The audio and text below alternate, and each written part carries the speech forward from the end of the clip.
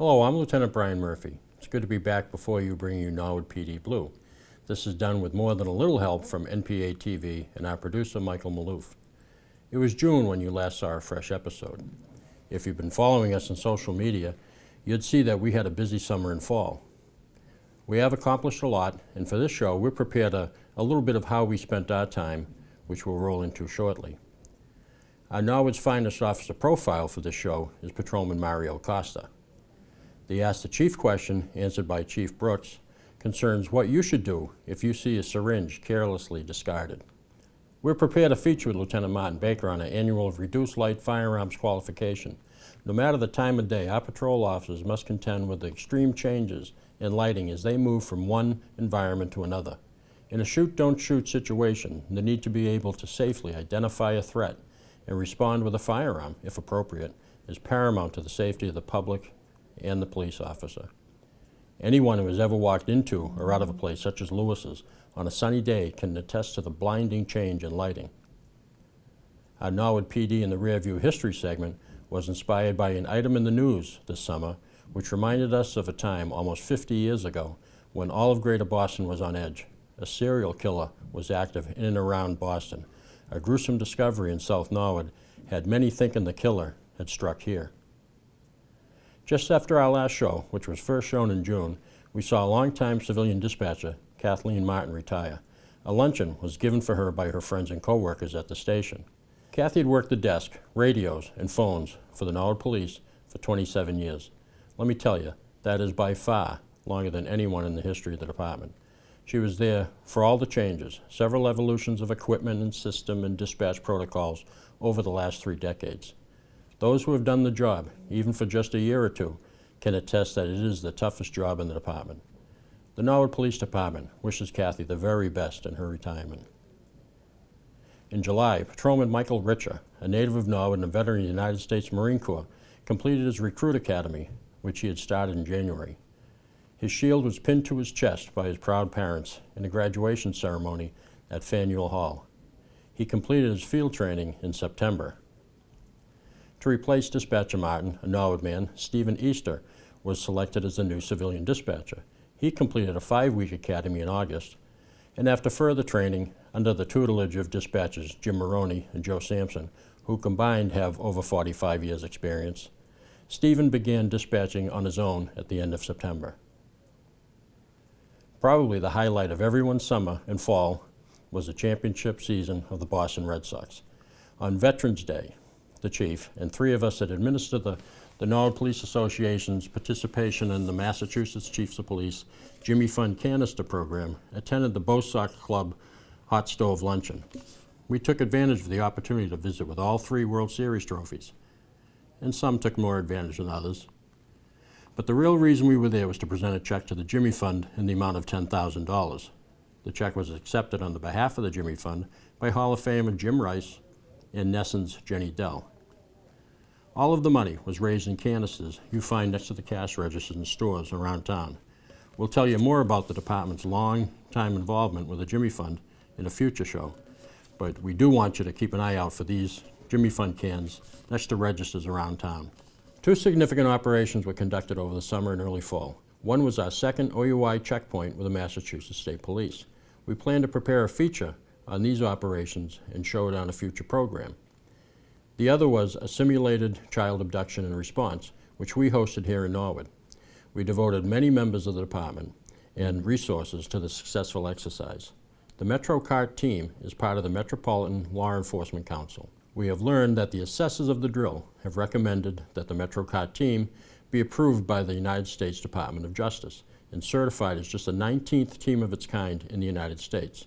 It'll be the very first in all of New England and New York.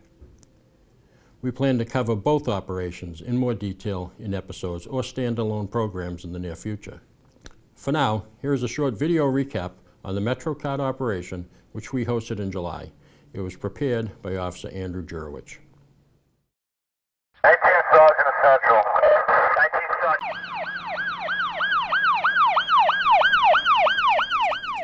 On Wednesday, July 24th, 2013, the Norwood Police Department participated in a training drill with the Child Abduction Response Team of the Metropolitan Law Enforcement Council. The mock exercise began with a staged child abduction in the area of Layton Road at approximately 8 a.m. 2 role players acted as witnesses to the abduction and placed a simulated call to the Norwood Police to report the incident. After receiving the call, Norwood officers were sent to the scene to speak with the witnesses and gather information. A patrol supervisor, as well as detectives of the Bureau of Criminal Investigation, also arrived on scene. A simulated Amber Alert was issued, and additional Metro resources were called in to assist. A command post was established at the Cleveland School. Resources gathered here, and officers from multiple agencies worked together with what information they had gathered to narrow down a suspect. As information was gathered and sorted at the command post, increased patrols were taking place in the area of the abduction. Members of the Metro Mobile Operations Division were mobilized and set up checkpoints on roadways in the area. Motorists were informed of the reason for the increased police presence and provided pamphlets from the National Center for Missing and Exploited Children. Had a real abduction occurred, motorists would have been shown a photo of the child. At approximately 11:15, the command center received a tip about a vehicle matching the suspects parked up at the St. Timothy's parking lot with 2 occupants. The Metro SWAT team was activated and moved in on the vehicle. The operator of the vehicle was taken from the vehicle and placed into simulated custody. The abducted victim was safely escorted out of the vehicle into a secure spot. The child abduction response team had completed their task. Following the arrest and recovery, Chief Brooks and Chief Clark of the Norton Police addressed the media to answer any questions and to clarify how the suspect had been located. Participating agencies then met back at the Norwood P.D. for a discussion on what had occurred and how they could improve upon what had been exercised. If the recommendations of the evaluators are adopted, the Metrolec Child Abduction Response Team will be one of only 19 teams nationally certified by the U.S. Department of Justice.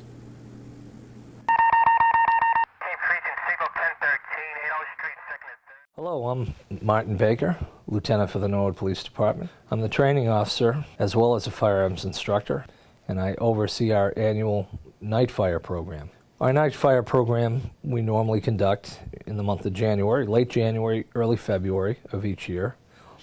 And during the night fire program, each sworn officer in the department goes through a course of fire of a minimum of 50 rounds where they need to fire their service pistol in low light and no light conditions.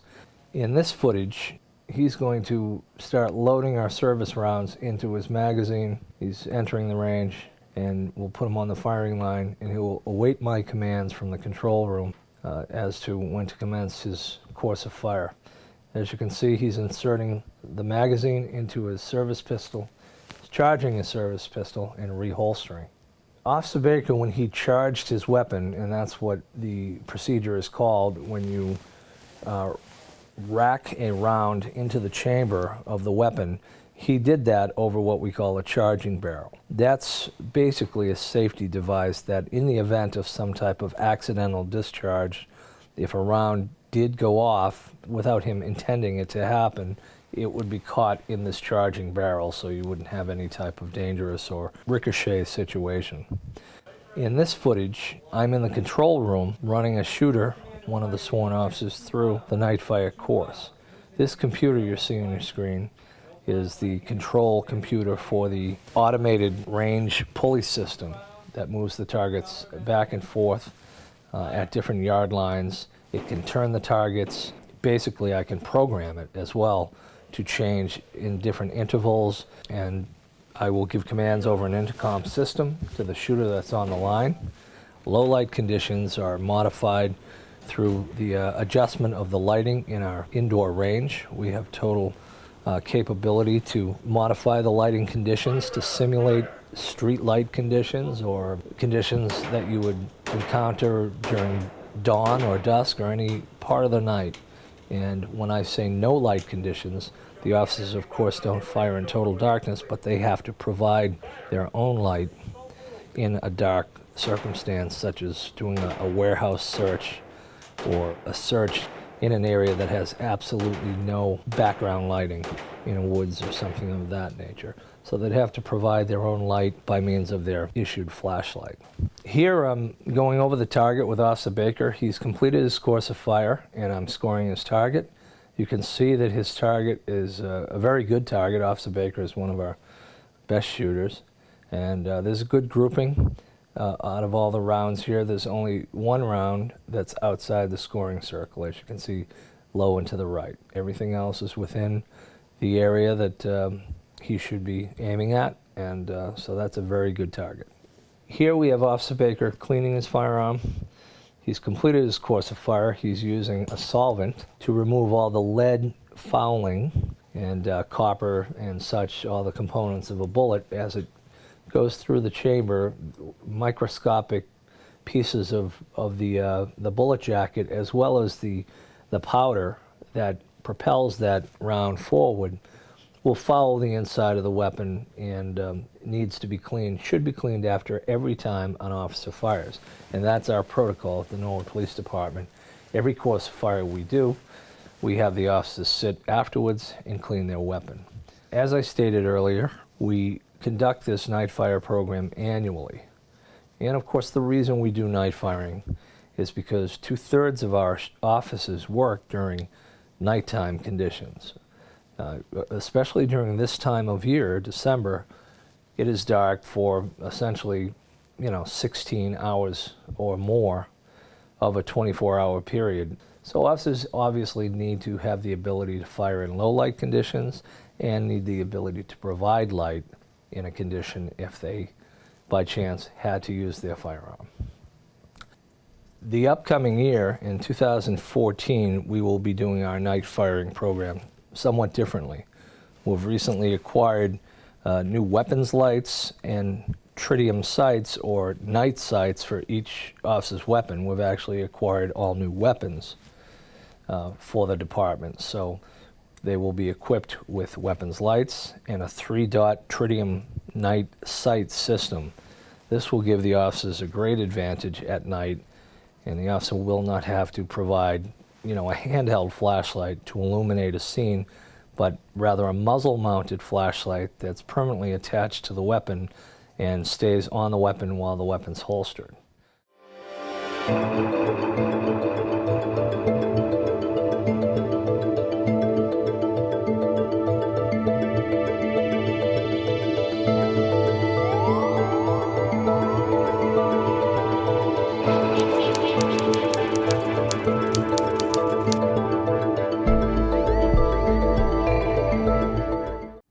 This summer, the case of the Boston Strangler came back to the front page after having rested somewhat uneasily since the 1973 murder of Albert DeSalvo in his cell at Walpole State Prison.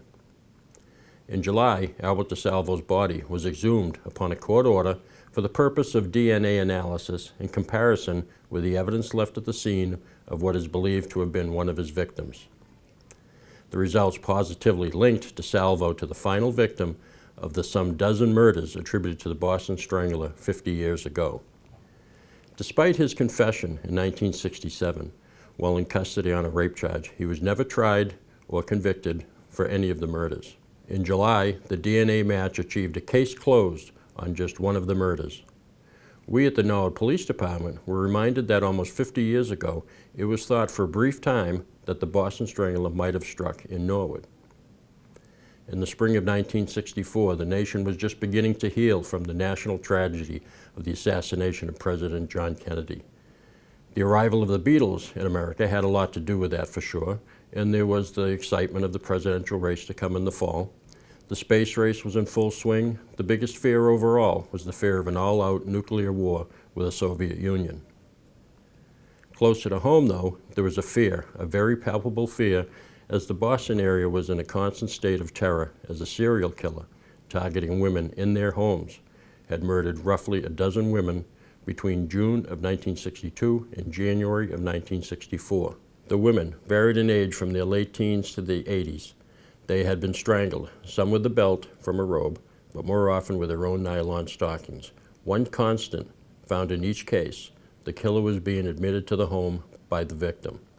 The killer was initially known as the Phantom Killer, but eventually as the Boston Strangler. The people of Boston and surrounding areas, Norwood included, prepared to protect themselves from attack as best as they could. Locksmiths and dog kennels did landmark business, as sales of deadbolts and guard dogs, or any dogs really, increased dramatically. Sales of firearms and tear gas increased dramatically. Many of the murders were in the heart of the city of Boston, having started in the Back Bay. Then similar crimes started to occur in cities and towns north of Boston, and then for a time it looked as if the killer had struck here in Norwood. On the morning of April 13th, the Norwood police station received a call just before 8 a.m. A woman had been found in her apartment on a side street in South Norwood. She had been strangled. Nylon stockings were tightened around her neck. Sergeant Valentine Balutis, Patrolman Paul Fulton went to the home. There they were met by a young man and woman, co-workers at a business in Canton. The victim's husband had left the first-floor apartment to open his business an hour and a half earlier. As was often the case, he sent the young man, his employee, to Norwood about 7:30 to pick up his wife and a young woman that lived above them and bring them to the plant. When the victim did not answer the knocks at the door, the two used a key on the boss's key ring to gain entry. The victim, a 62-year-old woman, was found across the end of her bed, fully dressed but still in her nightclothes. Pulled tight around her neck was a pair of nylon stockings.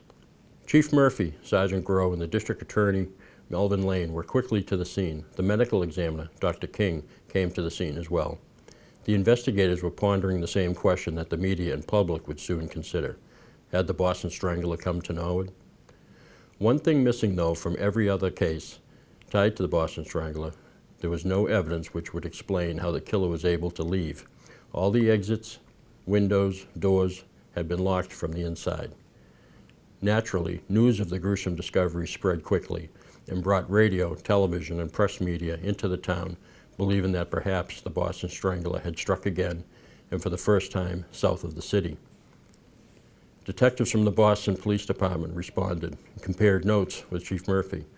The Attorney General for the Commonwealth, Edward Brooke, who had earlier formed a Strangler Bureau in an effort to coordinate resources and information, sent an investigator to consult. Every resource of the Commonwealth, Massachusetts State Police, and Boston Police Department were put at the disposal of the Norwood Police. Every door, every window was locked from the inside. There was no evidence of a forced entry. Authorities were hesitant to rush to judgment, but saw the need to quickly soothe the growing fear. The autopsy, conducted in Norwood, was performed not only by the state medical examiner, Dr. King, but he was joined by two pathologists, Dr. George Curtis and Dr. John Fong, both of the Harvard School of Legal Medicine. It was determined that death was caused by asphyxiation. The manner was by strangulation. But other things present in the Strangler murders were missing. The bones in the neck were not broken. There were no other detectable injuries to the victim or evidence of a struggle. Finally, the woman was found fully dressed in her nightclothes. There was no evidence of sexual assault. District Attorney Lane requested an inquest, and it was held a few weeks later. A total of 15 witnesses were called. Chief Murphy, Lieutenant James Lydon, Sergeant Valentine Balutis, Sergeant Arthur Groh, and Sergeant James Curran all testified for the Norwood Police. Family of the victim testified, as did the employee that made the discovery. Judge Gilbert Cox of the Dedham Court presided. After considering all the testimony and examining all the evidence, Judge Cox determined that the woman had caused her own death. While it is not a common manner of suicide, it is seen by investigators from time to time. Norwood was not visited by the Boston Strangler after all, but the possibility that he might have kept Norwood on guard as if he had.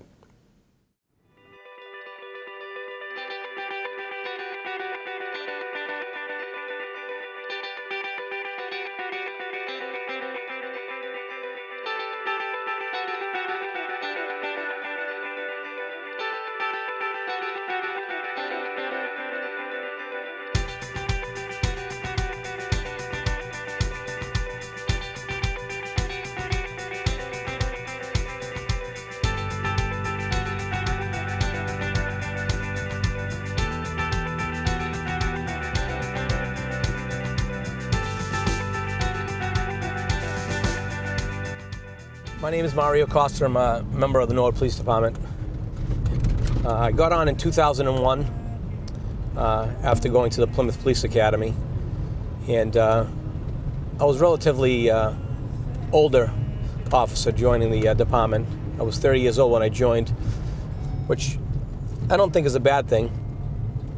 I think you have some life experiences maybe that some of the the younger officers don't have. When I joined, I was married. I had a 2-year-old, and now I have 3 kids, middle school, elementary, and kindergarten. So it gives you a perspective on situations that you get called to. A lot of things we deal with are family related. So having a wife and child when I joined kind of gave me a perspective on some of the calls that we handled. The reason I want to become a police officer is, I think like most kids early on in life, you watch the TV shows and the police dramas.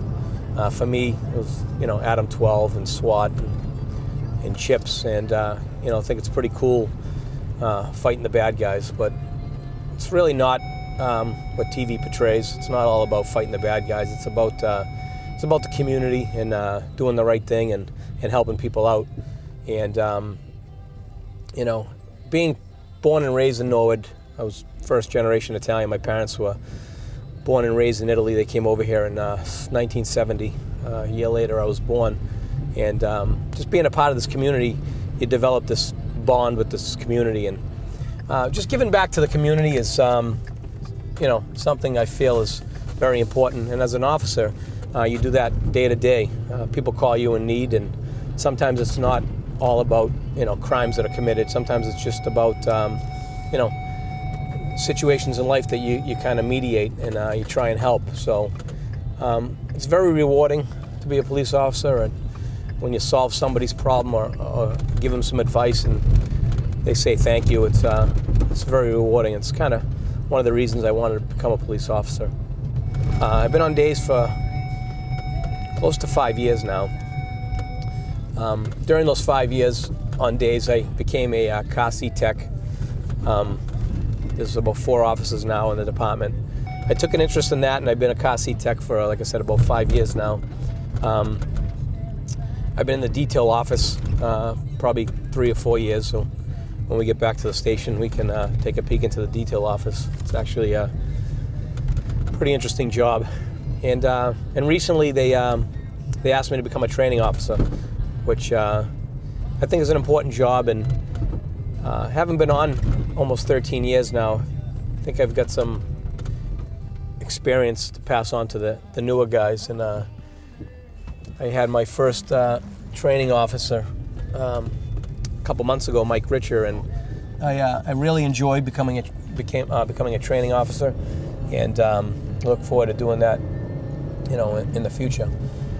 I attempted to become a police officer a few times, and probably my last time of taking the test, I actually got called, and at that point, it was a difficult decision. I was married with with a child, and I know I had to go to the academy for 6 months, and I probably had to work a midnight shift to start. So it was very difficult, and it was a process. And speaking to my wife about it, she basically said, "You've been wanting to do this your whole life, and now's the opportunity. You really can't pass it up." So she actually helped me make my mind up, and I'm very thankful for that, because I know I made the right decision, becoming a Norwood police officer. I live in town. I probably not going to leave the town. Like I said earlier, one of those things where if you're born and raised in Norwood, you tend to stay in Norwood for the most part. So I was lucky.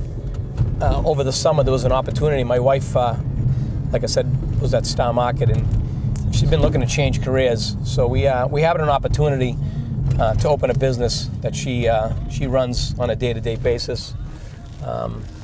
So we ended up opening a Orange Leaf Frozen Yogurt in Norwood, which is a family-friendly yogurt shop.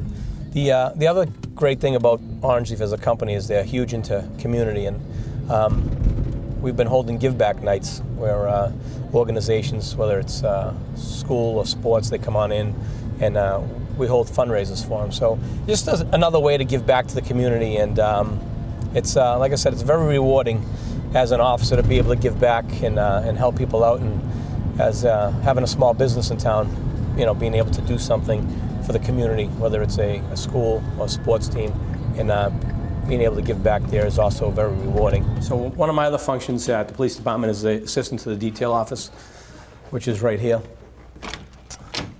So And the detail office is pretty important. It assigns overtime and details to the officers. You got to kind of keep track of who has the job. You got to keep track of the billing process, the collecting process.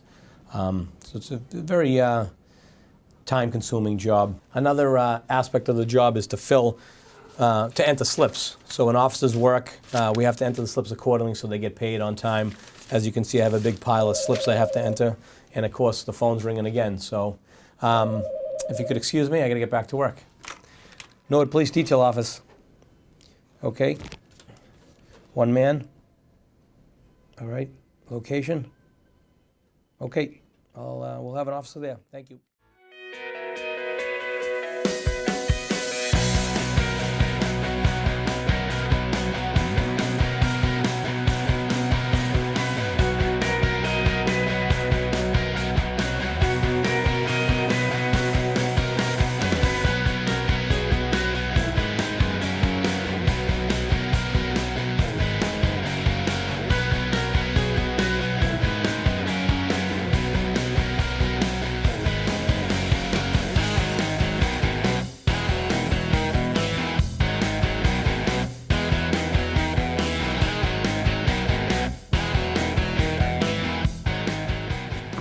Hello, I'm Chief Bill Brooks of the Norwood Police Department, and welcome to Ask the Chief. This month's question has to do with hypodermic syringes, and the question was, what do I do if I find a hypodermic syringe? So in answering the question, it will make some sense to give you all a little bit of background about why we are where we are. Prior to 2006, you needed a prescription to buy a hypodermic syringe at a drugstore. In 2006, the legislature changed that.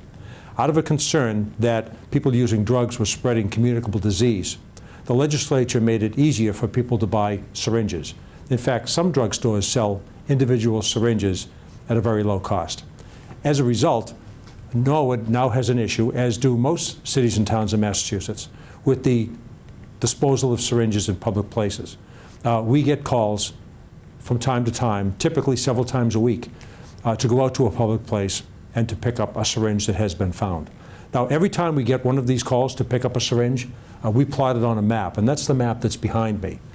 It's our estimation that about 60% of the syringes that we find in public places in Norwood have simply been flicked out of a moving car. And that's evidenced by the fact that we find them along main thoroughfares. People find them when they might be cutting their grass or when they might be out for a walk. They're not found in areas where there would be illicit drug use. The other 40% or so, we estimate that, are found in places where we think that there might be drug use going on. And we use that information to target those areas for patrol, particularly by detectives and anti-crime units. Now, when we do get a call to go out and pick up a syringe, we log its location, and the officer goes to the scene and retrieves the syringe and puts it in one of these containers. So we would really discourage people from picking up a syringe on their own. Call the police department. We're happy to come out.